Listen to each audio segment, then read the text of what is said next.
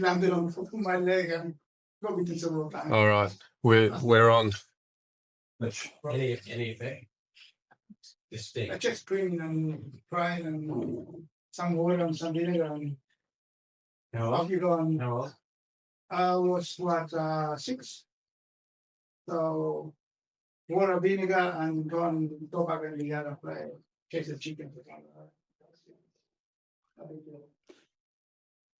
From my Yes. So It's interesting. You want to The narrative from government is that dire economic losses will fall upon us, and the economy will be wiped out in Queensland. Basically, is the argument. I personally doubt that that's based on any sound work. But really, I'm pointing that out because in government circles, and I used to work as a cabinet policy officer, the argument for spending that amount of money has to be, well, if we don't, dire consequences will befall the community. That's the rationale for doing a program. But in this case, the program was an eradication program. The ANT won. It's no longer an eradication program. It's a spread pollution program. And there's no rationale to do it apart from inflicting damage on you, the community, because the ANT basically is one. Now, if everything they said was true, and I've been bitten by a bee and my foot blew up the size of a football, but I didn't demand the government wipe out every bee on the planet, that would be crazy. So what are we doing? That's what I'm thinking. The rationale for the program has to be based in some sort of clear argument with sound reasoning to support the losses that would befall the community unless this action were taken. And apart from the rhetoric coming out of, the pro-pesticide groups that these serious consequences do exist without any supporting evidence or studies, there is no rationale to do this. So what does my group do in that situation? We say, well, it's one of many invasive species that we live with on a daily basis in the country. We learn how to live with that species in a manner that doesn't damage us in the process of living with it. So I used to work in weed sciences, which I know a bit about ants, but I know a lot about weeds. And so when people wanted to kill them with glyphosate that came up, we used to say, well, you don't have to kill them. You could actually feed them to your stock. Cows eat them, sheep eat them, valuable resource. There's actually more nutrition in that weed than the grass you grow. So, you got to think about the economic consequences of these actions. So that's what I wanted to convey. I think given the situation of the room and what the options might be, the government needs to be given an exit strategy that they can save face with. So, they're just digging in and saying, no, we're going to keep going. We're going to keep trying. Well, the ANT won. They can't do it. It's impossible. But they can do something else if they're directed. So we'd like you to, create an improved situation instead of poisoning us. That'd be the argument I use with them. So there's going to be other people speaking to the poison issue. I was supposed to speak about that. I will quickly cover it. No, the poisons are not benign. They're actually quite dangerous. The ants are probably resistant to most of them anyway. They're wasting their time. They're wasting their money. We could be doing other things with those millions of dollars to create a better environment for Queenslanders to live in. That's my eye. That's the way I would look at it. That's it. Founded by this idea, and we'll use Coromandel Valley and Stanford Valley. We're going to talk about Stanford Valley a lot with Sarah. We're confounded by this idea that if I do a Google map snapshot of Coromandel Valley, I see 80% of the land area covered in forest, beautiful redwood forest. And the program freely admits that the ants don't live in forests. They don't. In fact, I don't think anyone disputes that. They like the sun. They like disturbed soil. I read that every report I get to. They don't like the shade. They don't like to live in forests. And yet the program response is to aerial bomb, carpet bomb, all the forests, all of Coromandel Valley, all of it. And I was speaking to our regional officer here, and I said, "Well, why are you doing that? They don't live there, right?" He said, "No, they don't live there." And he didn't have an answer. He sort of stopped talking there. because he just explained to me when they did the eco village forests, he said, well, we just walked the fire trails and we just put the bait where there was a breach in the canopy where the sun might come in. I was like, okay, if you did that because I asked you to, I didn't deal with you guys, right? But what about the rest of the Currumbin Valley? And there's just an awkward pause. So I don't know what's going on there. Why carpet bomb areas where they know they don't lead? And secondly, you know, I'm told under the Biosecurity Act that these responses must be necessary and proportional to the risk. Well, that does not seem necessary or proportional to the risk. You have 100% risk to the environment with negligible or zero potential outcome in killing ants. Yeah, I think that's the reason you're not getting answers to your questions, because there are no good reasons for your questions. There's no good reasons to be doing this. It's a crazy thing to be doing. And there aren't any supportingly sound reasons to be doing it. So really, someone has to call it and say, yeah, it's time to sort of call this. We can't keep doing this. It's just destructive. And we could be doing other things with that money. We could be protecting endangered species by reducing our pesticide use that's going into creeks and streams in Queensland by the gallon. So, you know, there's other things we could be doing. And I come back to it. What is the damage that is being caused? What's the demonstrated damage? Even if you used an IPM and an integrated pest management rationale, you have to get to a trigger point that the economic damage by the pest is greater than the cost you're inflicting upon yourself by treating it. So there's no argument for that. That's why they can't answer your questions, but they do. And I'll come back to this key point. They have a treasury allocation for X million. I think it's about 300 or 400 million. And they will spend that till it's gone, unless you get them to spend it on something else. That's it. They will. That's what they earn their money doing, spreading poisons, and they'll spend it. It's a job. So one of the reasons is that it apparently threatens our species and our biodiversity, for which there's no claim, and the minister was told there's no evidence that it does that. But on the contrary, if you spray that, it will damage our ecosystem. It will damage our entire biodiversity.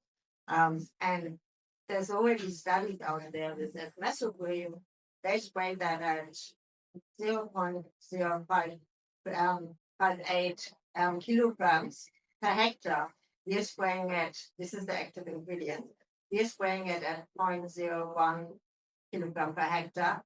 And when they did that, they, over 3 years, they did that, and they had reduction in species diversity of 57 to 83% in 3 years. So there's already evidence that it will reduce our diversity. Yet they are spraying. And there's never anything about biodiversity. And on the contrary, they changed their permit. So you said before that you can't spray if there's fire ants. Well, they nicely took that out. They amended the permit, and now it's not there anymore, so they can spray. So it's it's just shocking. I agree with everything you said just then. I'm going to slip in another thing before I get taken out. But you got to think, you got to see how a government officer thinks. They have a spreadsheet in front of them that says X amount of money to spray from helicopters throwing baits, and they'll spend it. And if you ask them why they're doing that, they'll say, but it's on my spreadsheet. And that's all they need to know. So, and what I observed is on the spreadsheet is that they want to do this 6 times. So when, you know, I mean, three applications over 2 seasons. And so when Conny, you're speaking about dosage rates, we're not to forget that it's not one single application. Look, what we're told is that if we put it on the ground and its half-life is short, it'll just dissipate away to nothing. But is anyone considering, okay, but what if you put it down 3 times over 2 seasons? Is there accumulation effect in soil or in foraging ants or insects, or what's the bioaccumulation? Is there any There data is, on it? there is definitely bioaccumulation. We know, for example, that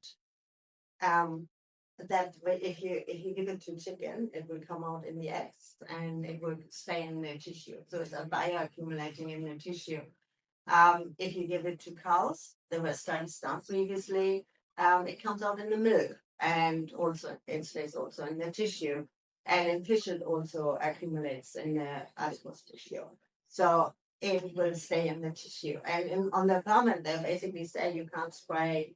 And if there's pre-ranging chicken, they need to be contained. You can't spray onto that. So with that, they're already saying, okay, so it affects chicken. So, but what about the fowl, other fowl, the native fowl that's around there? Does it not affect them? I mean, you can't have it both ways. You can't say the permit it affects chicken and then you spray it. And the permit is really, they're now basically, the permit is really terrible. They now say, do not apply where threatened invertebrate species and or threatened ecological communities are known to be present if outside the National Fire and Eradication Program and Surveillance Program. But we can do that inside the program, the area. So what does that mean? So there must be an effect if we can't spray it outside, but the effect is negligent when you do it inside. And that is actually going against their own Environmental Protection and Biodiversity Conservation Act 1999. So a person must not take any action that has or will have a significant impact on listed threatened species, including the extinction involved in wild category. So they knowingly know that and still do it. So can I ask funny? Yeah. When children or adults drink the milk from the cow, which is stuck inside them, and it's in the milk, does it stay inside the human body?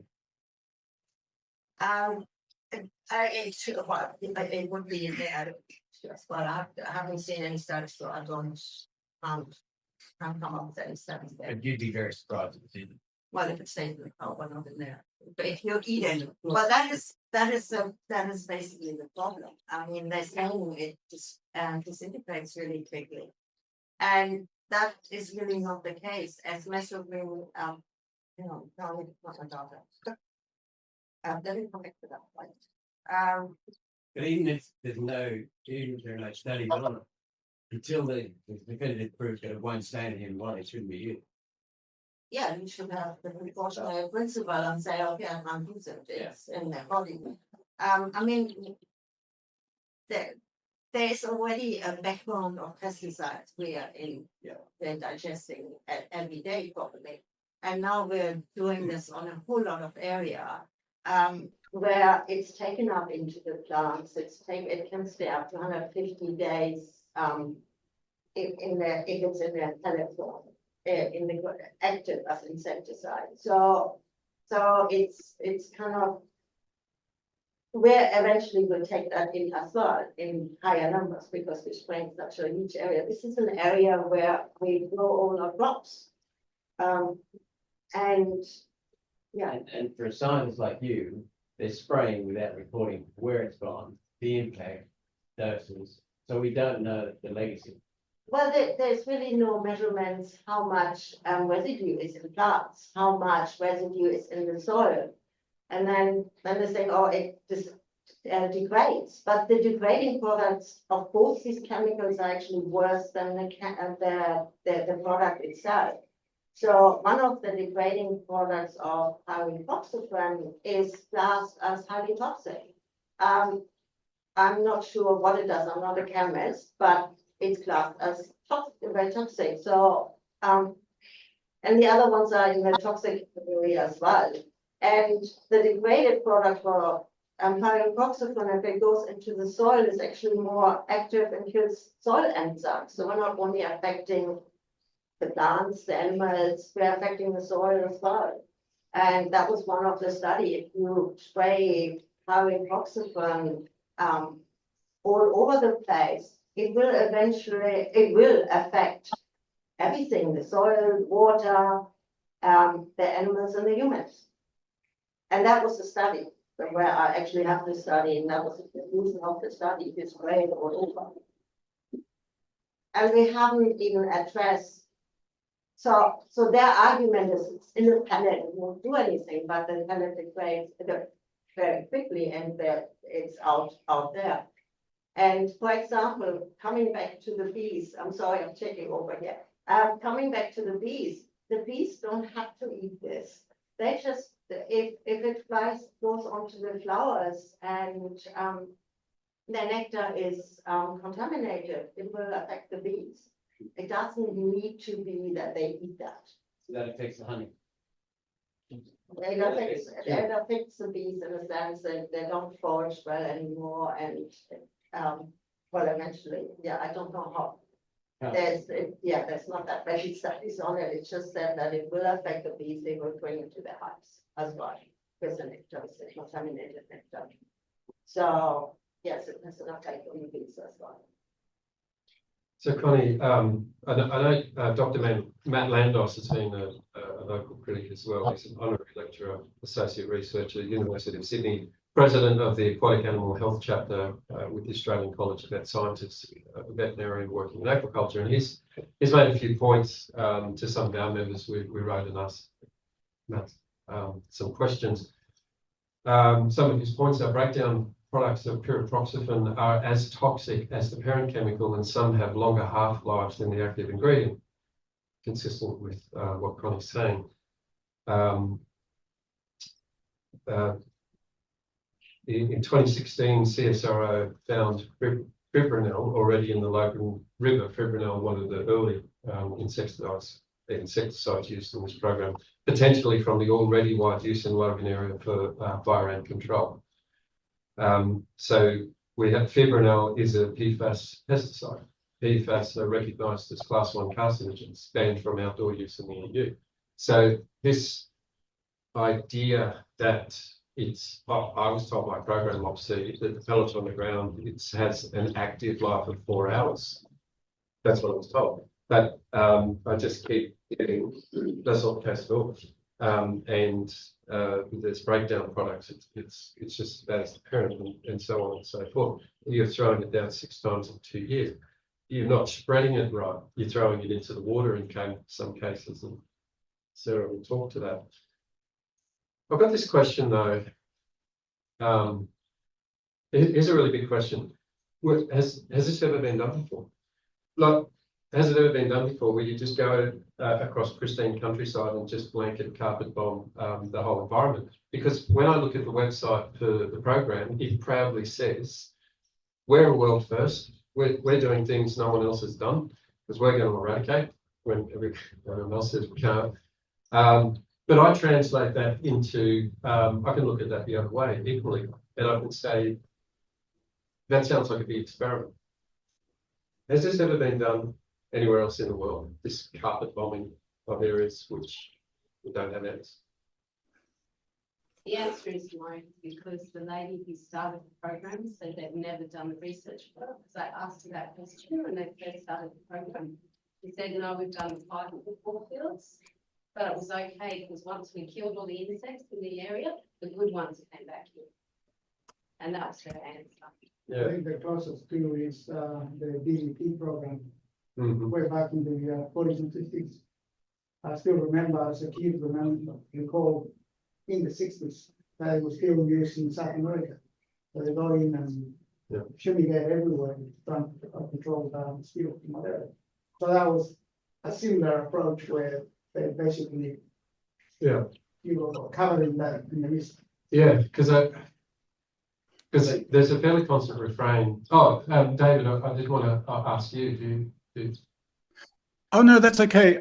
I want to address a comment because fipronil came up. Not many people know that there's some fluorine molecules hanging off the end of that chemical. That means it's a PFAS chemical that you're having inflicted upon yourself. That means it's an eternal chemical. It doesn't go away. It has chains of molecules which don't break down. They get eaten by things and land up in your body and cause disease.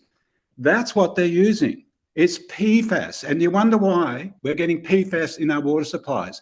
Because the government's throwing it in. That's what's happening.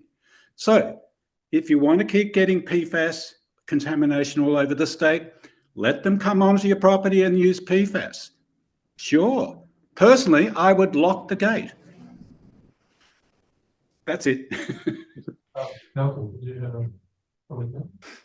Oh, I thought you Well, did. they defoliant, not an insecticide, but they used Agent Orange from parts of Vietnam, probably Laos and Cambodia, but certainly Vietnam, and there have been lifelong consequences to soldiers. So, Yeah. From the American government, not even looking after its own soldiers. Michael, I wonder if you could take a note of this.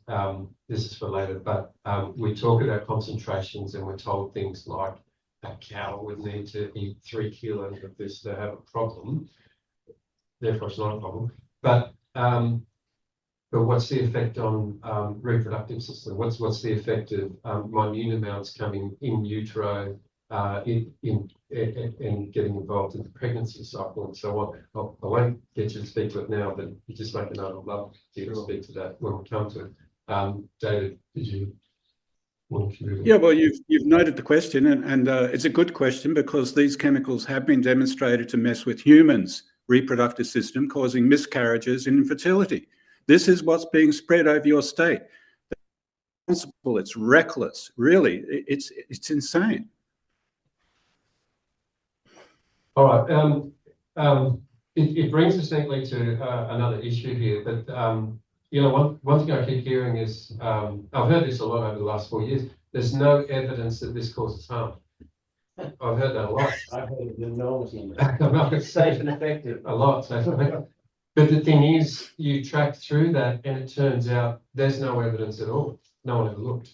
So it's a true statement, but it's not a good answer. But it does bring us in neatly to another issue, and this was one of the early ones we all picked up as individual community members here. We looked at the APMBA permits, which gave authority to approve the use of 2 insecticides in particular in this area with active ingredients, pyriproxyfen and S-methoprim. And we read the safety data sheets of those products, and it said things like aquatic to toxic life, don't put into the water. Barrier toxic to aquatic life, don't put it into water. And then we're reading a permit which says you can put it into the water 1.5 metres from the riverbank. And some of our Coromon Creek,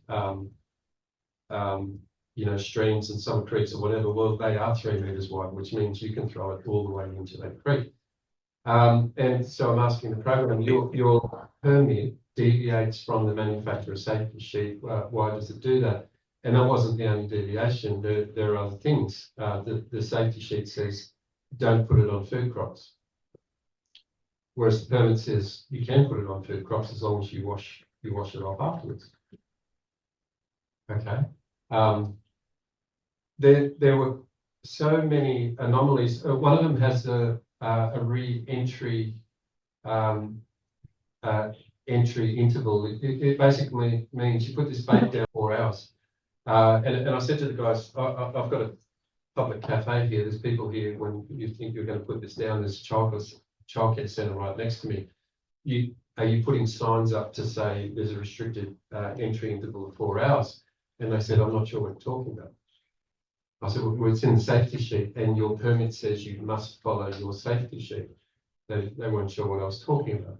So we have these incredible anomalies between the permits and the safety sheets, and the program has an inability to explain why. And I wrote to the APMBA, and the head of the APMBA wrote back to me, which I thought was very kind.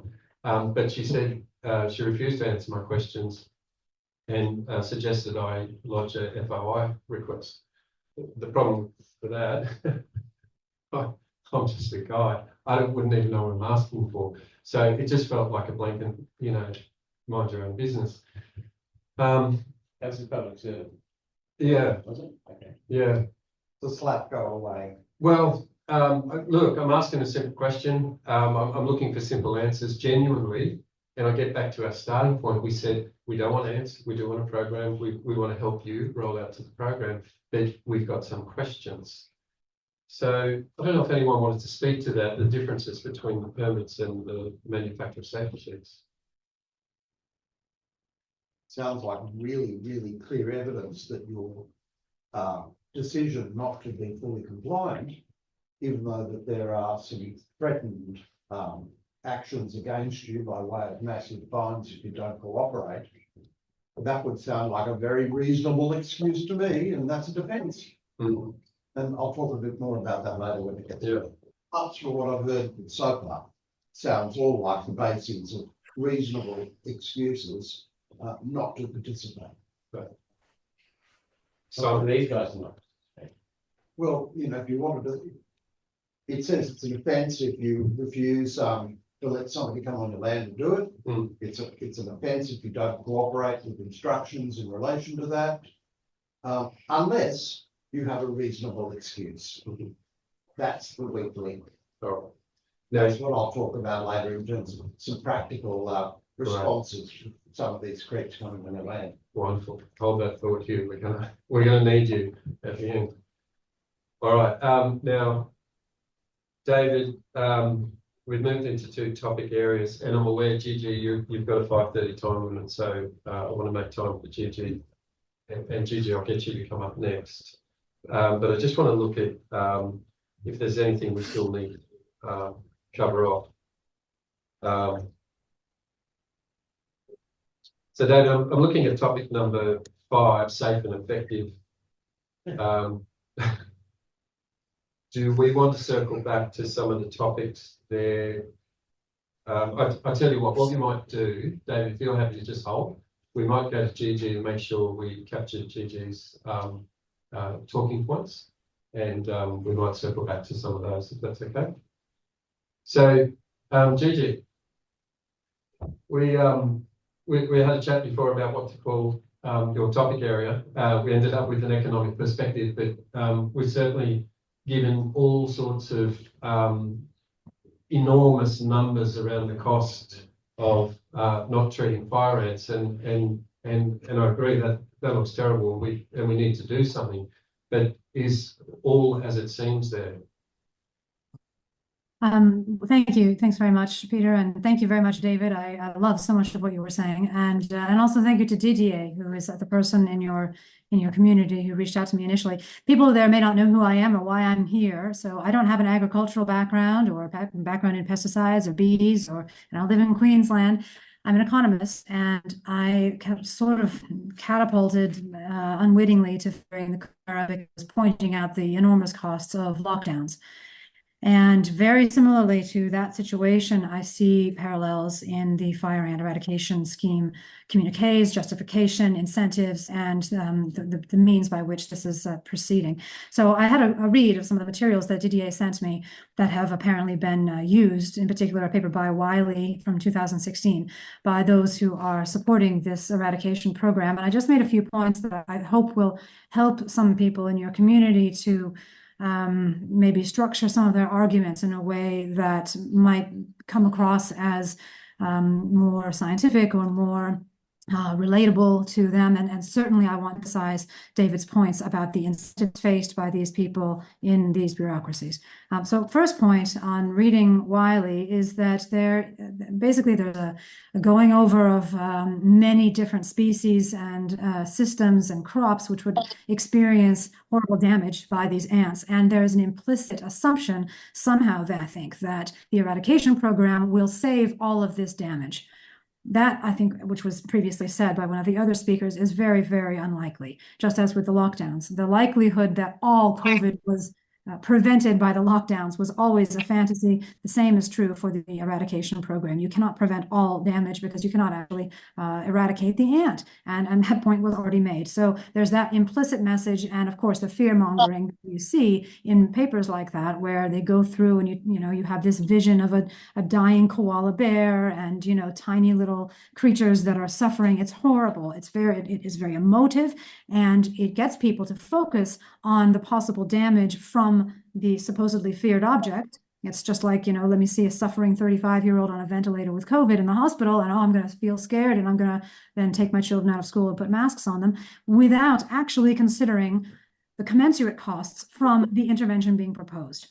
The intervention being proposed, of course, being the eradication with these very toxic chemicals. And so that is, of course, the biggest point, is that there just seems to be very, very little, if any, consideration of those costs. And we've already heard about the health of people and animals and flora being harmed by these, by the program that is being proposed. There are also economic costs associated with the actual dumping of these chemicals. People can't use that area for a little while, presumably. But there is also a cost in terms of intangible community strength. The fact that you're having to have this community roundtable now to try to put together a position that you feel you must do in order to try to communicate effectively with those who supposedly are in charge of securing and stewarding your health and wealth in the bureaucracy of your state is a testament to how much there is the potential for damage to the system that we all use. The trust in authorities that you may have had at the beginning of this process has been damaged. And I think that is an intangible harm, which is nonetheless extremely important to bear in mind. The uncertainty of the projections going forward is something that I think has been mentioned before, but I want to emphasize this from the perspective of just a general problem in science today. And I certainly see this in the kinds of modeling that seem to be underpinning the eradication program, as well as in economics and many other hard sciences. There has been a confusion of models for science. A model is not science. A model is simply a stylized representation of reality. And we have a saying in economics, all models are wrong, some are useful. When you take a model and you say, this is the science, and this model says that there's going to be some amount of damage from some sort of feared thing, it's very easy to then justify a large amount of government intervention, which of course there's an incentive to justify monetarily for reasons that David laid out. But unfortunately, every model is wrong in the sense that it leaves out factors. And in this case, there seems to be an entire omission of the costs of the actual exercise itself, as well as questionable assumptions about what is actually going to happen with these ants if they come in. And so that is even emphasized in the Wiley paper on page 3. So he mentions that there is a huge amount of uncertainty around predictions. You can perhaps use that in your argumentation, and it is absolutely a problem. Science is a constant give and take between theories and data, where data is always trumping the theory. If the data isn't consistent with the theory, you change the theory, you change the model. You do not try to change the data or erase the data or push the data away. Or not release the data to the public when your model or your theory doesn't seem to fit it. You change your theory. Another thing that seems to be omitted is the possibility of endogenous response, what we call endogenous response. This is the notion of adaptation, again, that David was speaking about. If you go back, for example, to the areas that are mentioned in Wiley, like Texas or other areas of the world that have had the incursions of the fire ant, I would be willing to bet that those people have managed to figure out how to live with this ant. And this doesn't mean that we should do nothing. I totally agree with Peter. It doesn't mean we should do nothing, but it certainly points out that this Armageddon in which our entire agricultural ecosystem is destroyed if the fire ant comes in is a fantasy. So there will be adaptation by not just human beings, but many other species in our ecosystems. Life finds a way around things. It often does that. There's a homeostatic element to nature oftentimes. And so that will necessarily lower the total steady state costs that we would face if we in fact had the fire ants further along, even if we did nothing, which I'm not advocating that is done. The next point that I wanted to make is I didn't see any evidence of approval of the affected farmers and community in the presence of a full disclosure of risks and benefits. And to me, this violates kind of an autonomy principle.